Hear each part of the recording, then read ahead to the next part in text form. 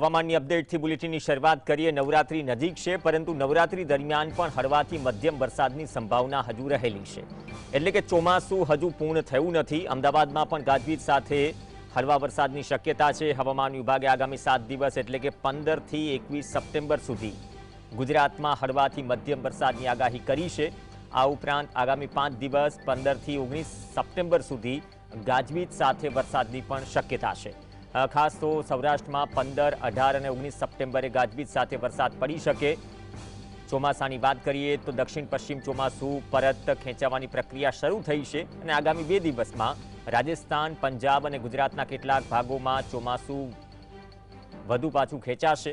જો કે અત્યાર સુધીમાં સરેરાશ રાજ્યમાં 126% વરસાદ નોંધાયો છે। 836.1 મિલીમીટર વરસાદ નોંધાઈ ચૂક્યો છે। પવનની ગતિ 30 થી 40 કિલોમીટર પ્રતિ કલાક રહેવાની પણ સંભાવના વ્યક્ત કરાઈ છે।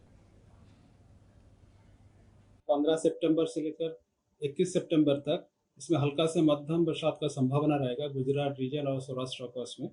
और इसमें थंडरस्टॉर्म का वार्निंग गुजरात रीजन में दिया गया है अगले 5 दिन के लिए, और 15 से लेकर 19 सितंबर तक। और सौराष्ट्र कोस्ट में थंडरस्टॉर्म वार्निंग दिया गया है 15 सितंबर, देन डे 4 में 18 एंड 19 सितंबर के लिए।